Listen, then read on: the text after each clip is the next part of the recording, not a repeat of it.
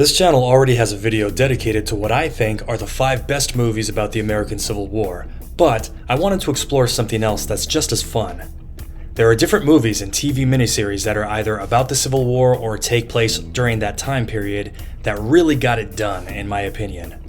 This mini documentary won't look at the entire film, just the one depiction of a particular battle that I thought was really good. Just a warning, though this channel is dedicated to the Civil War in the Far West, the good, the bad, and the ugly will not be on this list. It's a great movie, but there was no Battle of Sad Hill, and the two armies certainly did not have Gatling guns in the Wild West in 1862. Let's start this countdown with number 5, the Battle of Antietam as seen in Glory. We see a long line of runaway slaves passing through Union Army lines as refugees, and I love everything Colonel Shaw says at the beginning about people whose poetry is not yet written. Then we have Union soldiers playing baseball in camp, which they called rounders at the time, but it's the same thing. Then we have Shaw getting his first taste of battle. We see chaos, disorder, confusion, and panic, and then boom! A guy's head explodes.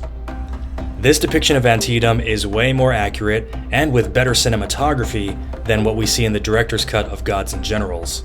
The rest of this movie has great acting but really cheesy battle deaths. But luckily, this opening battle got it done. For number 4, we have the Battle of Jenkins Ferry in the 2012 movie Lincoln. This was really short. We see vicious, brutal hand-to-hand fighting in the mud. By the way, is covered in the Confederate Territory of Arizona Part 4, and you can see that on this channel. At number 3, we have the punitive attack on Lawrence, Kansas, and the aftermath as seen in Ride with the Devil. I'm not a big fan of the movie because I never warmed up to Ang Lee's directorial style, which really slows the pacing through much of his films. But I will admit, this one does a better job than the outlaw Josie Wales at depicting guerrilla warfare and the war between paramilitary groups. The 20-minute segment of the movie revolving around the attack and the massacre on Lawrence is pure gold. First, we see William Quantrill, the Quantrill, who is the only one there in uniform because he was in the Confederate Army at the time, and he's motivating the different independent bushwhacker bands to join him. He talks about the collapse of the women's prison in Kansas City, which was a real event in which civilians were killed. Then they ride into Kansas like lightning and start unleashing hell on the Unionist population. It's brutal, it's ugly, and it wobbles between calculated strategic violence, like killing specific Home Guard officers and pro-Union civil servants, and full-blown criminal thug behavior, like black men being murdered in the streets at random. As an audience, we're horrified by what our protagonists are doing to people in this scene. After the massacre, we then see the cavalry skirmish near Brooklyn, Kansas, which really did happen when federal cavalry troops tried to chase down the bushwhackers retreating back to Missouri. It's exciting, it's fast-paced, it shows tactics that make sense, and overall the scene is very well done. As a whole, Ride with the Devil has a lot of issues, but this segment of the film got it done. At number 2, we have one of the Civil War battle scenes I like best. It's the Battle of Devil's Backbone as seen in the first episode of the Hatfields and McCoys miniseries from History Channel. Now, in the opening titles, the writers made a huge mistake. The skirmish at Devil's Backbone was in Arkansas, not West Virginia, where Bill Hatfield and Randolph McCoy served in the 45th Virginia Infantry Battalion. But the next 5 minutes make up for it. It is plausible to depict fighting in West Virginia because the skirmishing there was constant for 4 years. The very first thing we see on screen is bloody corpses on the ground, and then the camera pans over to see rebel soldiers making a fighting retreat. I'm impressed at how fluid both opposing forces are on the battlefield, yet they're more or less retaining their formation. That's not easy to do. We see rebel troops fall while retreating from the fence line, getting shot in the back. Then McCoy saves Hatfield from a Yankee bayonet. Hatfield tries to save face and counsels McCoy to cut off his jacket buttons, which make him an easier target, and McCoy replies, "At least I can stay warm at night." I don't know if that conversation ever happened between them, but it doesn't matter because it's true to the era. Those are real problems that soldiers faced. To either be more of a target or to freeze from the elements because you can't close your jacket. Then the rebels fall back to a ravine for cover. We see a rebel soldier with a gunshot wound that's become infected, and Hatfield tells him, "You're gonna lose that arm." And give the arm. Just won't live. The rebels hear the cavalry bugle and brace for a frontal attack by Federal cavalry. But, surprise, they get flanked by enemy infantry, and the positions are very clear to the viewer. But the part in this scene that really hits home is when a teenage rebel soldier, badly wounded and bleeding, is in extreme pain and begging Hatfield to help him end his life, only to then die before he can fire the merciful bullet. The scene is fast-paced, it's really easy to understand the tactics being employed, and there's one thing happening after another.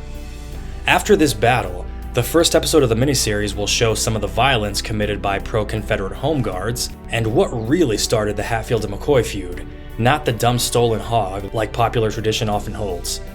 It's very good stuff. Finally, number 1 on the countdown, we have the Second Battle of Corinth in the 2016 film The Free State of Jones. Most of my audience will have already seen this film. I did not like this movie, to be honest. The attention to detail in it is amazing. The editing and the pacing are garbage. Nonetheless, it has a phenomenal cast, even down to the extras who are so expressive.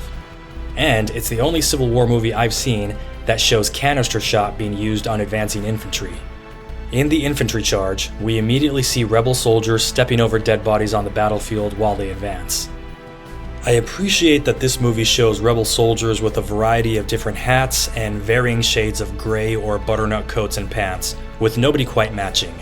After all, the Confederate Army was mostly a poor army whose uniforms were anything but uniform. We can see the fear on the individual soldiers' faces and in their body language.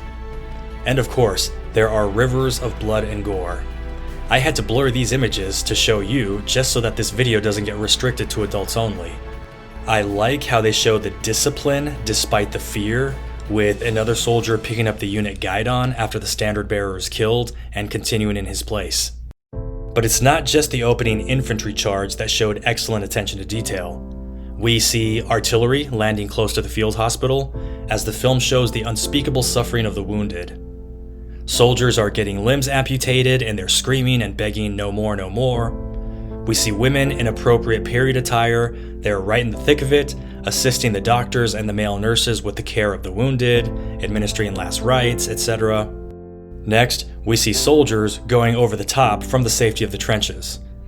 I really wish they'd use some more extras here, but even with the small number of soldiers running around, we still get to see some trench fighting. And I especially appreciate the different southern accents in the men from different states. Who you with? Mississippi 5th, F Company. We're all that's left. All right, you with us now. While the movie was not so hot overall, the beginning chunk dedicated to the Second Battle of Corinth gets it done. To close this list, I'm giving an honorable mention to the Battle of the Crater as seen in Cold Mountain. I love seeing those citizen soldiers who were Pennsylvania coal miners before the war doing their thing for the army. The explosion was incredible. Not just the beautiful fireball, but also the slow motion concussion blast and people literally getting blown out of their clothes.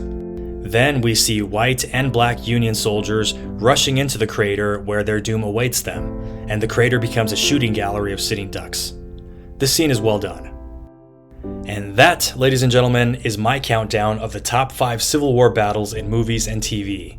If you're new to this channel, I recommend also checking out the video on the top 5 best Civil War movies. If you're looking for lesser known Civil War history, you can check out the 5-part documentary on Confederate Arizona on this channel. Thank you for watching the Civil War Wild West Edition. Please hit like and subscribe as it helps this channel grow and reach more people who love studying this conflict in American history just like you. If you're interested in content on modern wars you've never heard of, you can check out my other channel, Venezuela Explained, with documentaries on Hugo Chávez's coup attempt in 1992, the Battle of Gran Sabana, the April 30th uprising, and even more topics about this little-known conflict. Links in the description. And if you're interested in something lighthearted and fun, on my personal channel I just premiered the Star Wars fan podcast, Rangers of the Old Republic. I'm having a lot of fun recording that with one of my best friends. The link's also in the description. Thank you for your time and attention, and may peace be with you always.